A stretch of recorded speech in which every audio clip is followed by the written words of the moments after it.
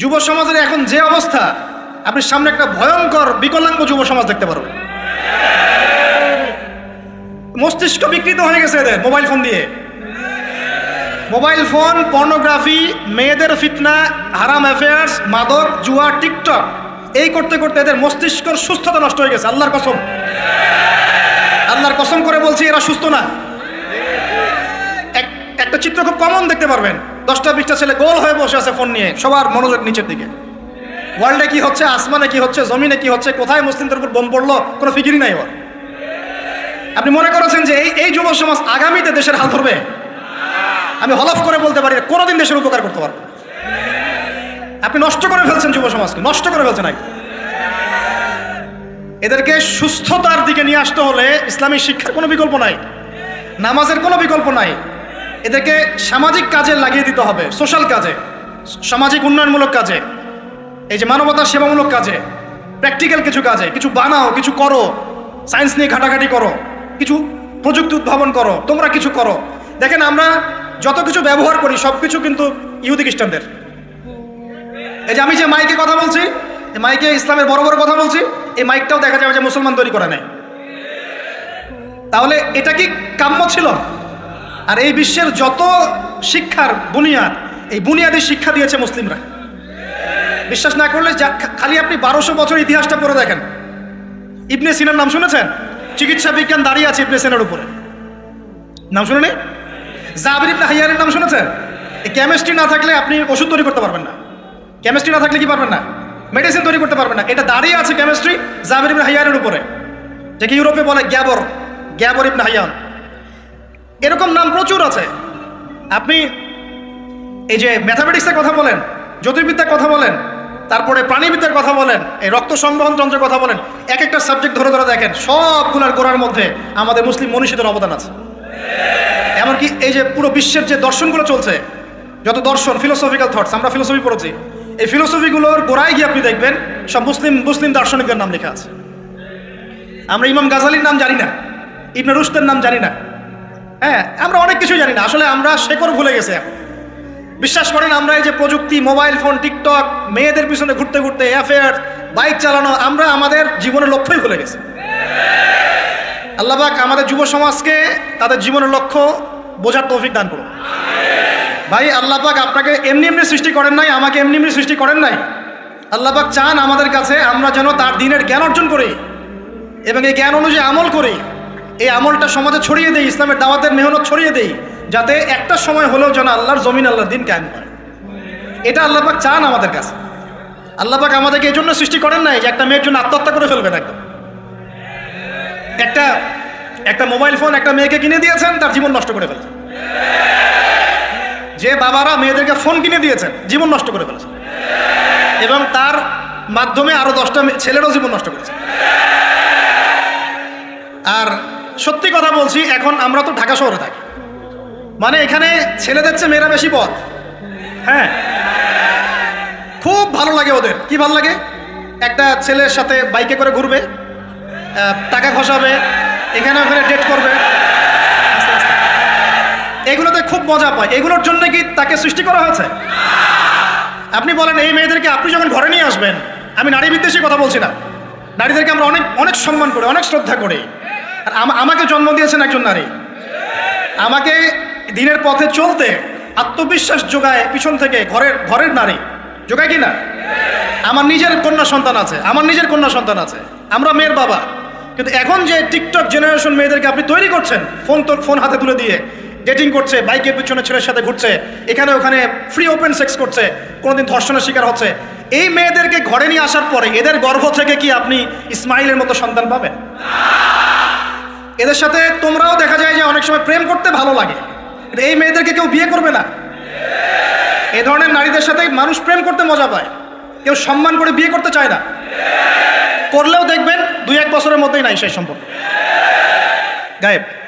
তো অনেক দূর চলে আসলাম, এত দূর আসতে চাইনি, কথার পিঠে চলে আসলো যে সমস্যা হচ্ছে গোড়ায় আমরা আমাদের যুবক যুবতী, আমাদের ছেলে মেয়েদেরকে দিনই বুনিয়াদি ইসলামী শিক্ষা দিচ্ছি না।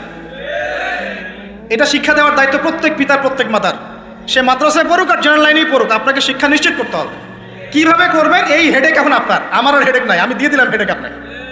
এই হেডেকটা আমার মাথায় ছিল, আপনাকে দিয়ে দিলাম, আপনি চিন্তা করেন কিভাবে করবেন। এখন পারলে অফলাইনে করেন, না হলে অনলাইনে করেন। অনলাইনে আচ্ছা আলোচনা চলে আসছে, একটা কথা বলে দিই, অনলাইনে অনেক রকম কোর্সেস চলছে।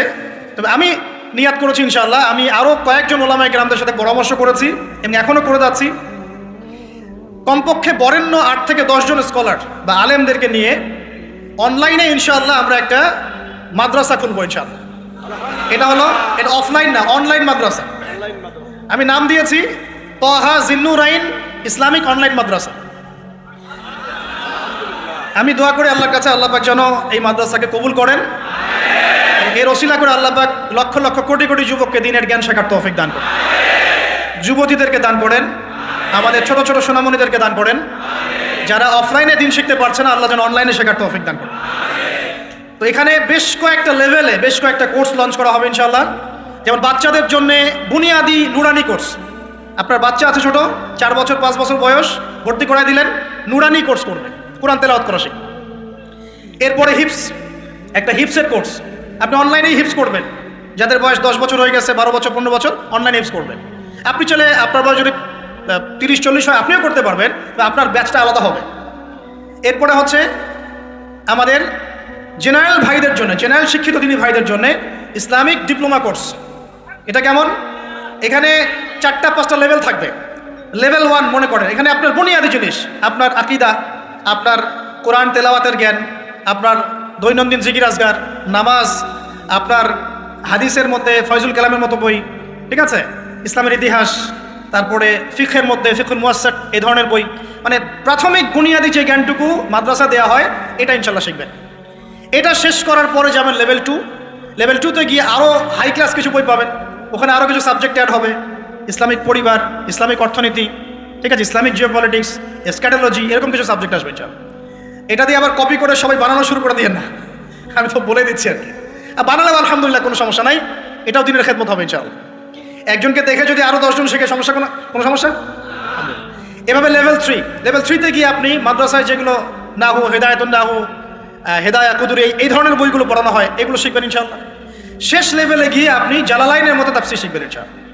মানে একজন মৌলানা সাহেব বলতে বোঝাচ্ছি, আমি তো আপনাকে ফকিহ বা মুফতি বা মুহাদ্দিস এরকম লেভেলের কথা বলছি না। একজন আলেম, একজন জাননেওয়ালা বুঝওয়ালা মানুষ যতটুকু দিনের জ্ঞান অর্জন করেন ইনশাআল্লাহ, এই জ্ঞানটুকু আপনি লেভেল 1, 2, 3, 4, 5 এভাবে আপনি অর্জন করবেন ইনশাআল্লাহ। এভাবে যদি আমরা পুরো বাংলা ভাষাভাষীদের মধ্যে পুরো ওয়ার্ল্ড ওয়াইড এটাকে ছড়াতে পারি ইনশাআল্লাহ, আগামী 5 বছরের মধ্যে আমরা আশাবাদী কমপক্ষে 1 লক্ষ মানুষ তো দিন শিখবে ইনশাআল্লাহ। আল্লাহ পাক আমাদেরকে তৌফিক দান করুন। এবং এগুলো হবে খুব স্বল্প মেয়াদি, 6 মাস, 4 মাস, 6 মাস এরকম কোর্স, যাতে আপনি বিরক্ত না হন। কারণ আমি অভিজ্ঞতা থেকে দেখেছি 1 বছরের কোর্স মানুষ করতে চায় না। দিনী বোনদের জন্য কোর্স থাকবে এবং দিনী বোনদের ক্লাস নেবেন মহিলা টিচাররা ইনশাআল্লাহ। দিনী বোনদের ক্লাস নেবেন মহিলা টিচাররা ইনশাআল্লাহ। যদি কেউ প্যারেন্টিং নিয়ে কোর্স করতে চান প্যারেন্টিং কোর্স থাকবে, সন্তান প্রতিপালন। যদি কেউ পরিবার নিয়ে কোর্স করতে চান ফ্যামিলি ডেভেলপমেন্ট কোর্স থাকবে। ইসলামিক ইকোনমিক্স নিয়ে কোর্স করতে চান ইসলামিক ইকোনমিক্সের কোর্স থাকবে। ইসলামিক ফাইন্যান্স শিখতে চান সেটা থাকবে ইনশাআল্লাহ। এক একটা ডিপার্টমেন্টে এক একটা কোর্স নিয়ে আমরা এই মাদ্রাসা লঞ্চ করবো ইনশাআল্লাহ। আল্লাহ পাক এটাকে কবুল করুন, আমিন। এবং এর পাশাপাশি এই সিলেবাসগুলো আমি নিয়াত করেছি উন্মুক্ত করে দিব।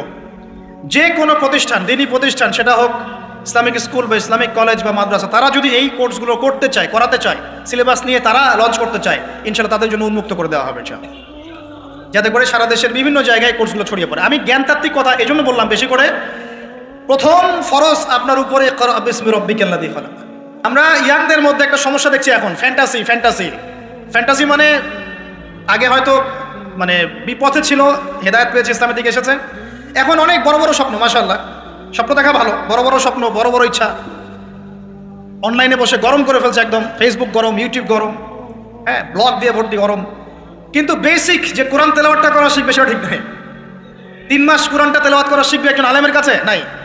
একটা কোর্স লঞ্চ করে দেন 6 মাস ক্লাস করবে না, প্রথমে 1 মাস ক্লাস করে পরেরটা নাই, 5 মাস নাই। এইভাবে ভাই দিনের হয়তো সামান্য কিছু খেদমত হতে পারে, সামগ্রিক পরিসরে ইসলাম বিজয়ী হবে না। এক কথায় আমরা যদি এই যুগের আবু বকর, ওমর, উসমান, আলী রাদিয়াল্লাহু আনহুম আজমাইন হতে না পারি, তাহলে এই যুগের সেই ইসলামী খেলাফা বাস্তবায়িত হবে না। এটা হলো মূল কথা। এই পথের প্রথম কাজটাই হচ্ছে দ্বীনি ইলম অর্জন করা। আর ইলম অর্জন করাটা আপনার জন্য কি? নফল, মুস্তাহাব, সুন্নত না ফরজ? এটা কে বলেছেন? রাসূলুল্লাহ সাল্লাল্লাহু আলাইহি ওয়াসাল্লাম বলেছেন, তালাবুল ইলমি ফরিদাতুন আলা কুল্লি মুসলিম। তালাবুল ইলম মানে জ্ঞান অর্জন করা, ফরিদা ফরজ মানে কি? ফরজ মানে বাধ্যতামূলক। আলা কুল্লি মুসলিম, কুল্লি মানে কি? প্রত্যেক। কুল্লি মানে কি? কুল্লু মানে প্রত্যেক। প্রত্যেক মুসলমানের উপরে, প্রত্যেক মুসলমান যে মুসলমান দাবি করে নিজেকে, কালিমা পড়েছে, তার উপরে জ্ঞান অর্জন করা ফরজ করেছেন আল্লাহ। আপনি কোরআন তেলাওয়াত না শিখে থাকতে পারবেন না, তো এটা আপনার উপর ফরজ করা হয়েছে। নামাজ কি পড়ছেন, কি বলছেন, এটা আপনাকে শিখতে হবে, তো এটা ফরজ করা হয়েছে। আজান দেওয়া শিখতে হবে, ইকামত দেওয়া শিখতে হবে, ইমামতি করার যোগ্যতা অর্জন করতে হবে।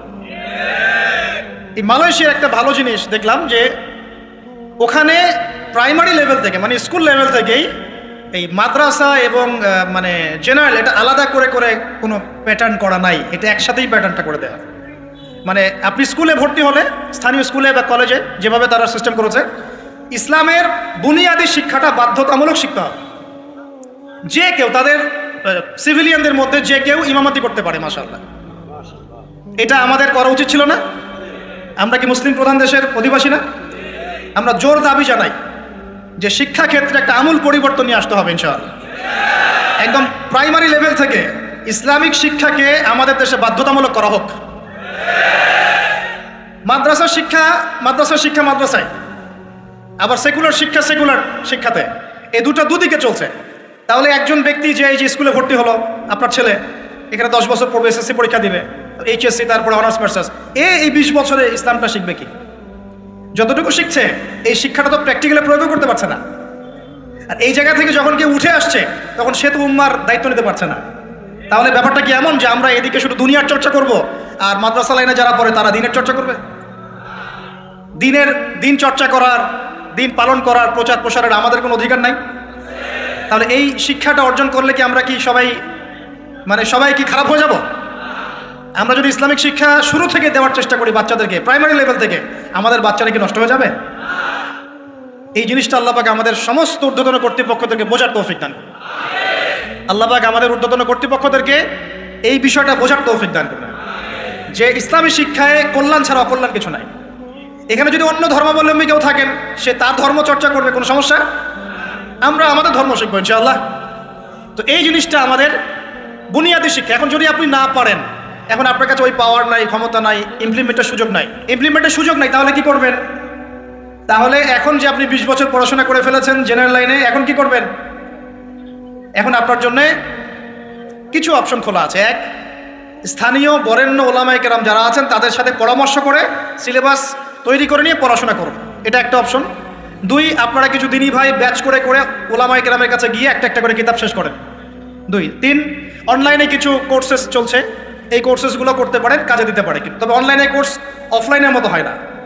অফলাইনে ওস্তাদদের সামনে বসে যে পড়াশোনা, এটা অনলাইনে পাবেন না আপনি, ঠিক আছে? অথবা আপনার যদি সুযোগ থাকে তাহলে প্যাটার্ন চেঞ্জ করে এই প্যাটার্নে যেতে হবে। এগুলো ছাড়া তো আপনার সামনে কোনো অপশন খোলা নাই। যে আমরা যদি মাদ্রাসাগুলোতে এবং আমাদের শিক্ষা প্রতিষ্ঠানগুলোতে জেনারেলদের জন্য আরবির কোর্স আর মাদ্রাসা শিক্ষার্থীদের জন্য জেনারেল কোর্স রাখি, তাহলে উভয়ে শিক্ষিত হতে পারবে। মনে করেন এই ভাই মাদ্রাসায় পড়েছেন, মাশাআল্লাহ, তিনি মাদ্রাসার সব জ্ঞানই রাখেন আলহামদুলিল্লাহ, কিন্তু সায়েন্স শিখতে পারেন নাই, নামাজ শিখতে পারেন নাই, ওযু শিখতে পারেন নাই। এখন এই ভাইকে কি করবেন? এই ভাইকে ইসলামিক কিছু ডিপ্লোমা কোর্সের আওতায় আনতে হবে, এনে অফলাইন বা অনলাইনে শিক্ষা দিয়ে তাকেও মানুষ করে গড়ে তুলতে হবে। এই তো যদি আমরা চিন্তা করি, আমরা চিন্তা করতে হবে আমাদেরকে জাতি নিয়ে, বড় বড় কথা বললে হবে না তো।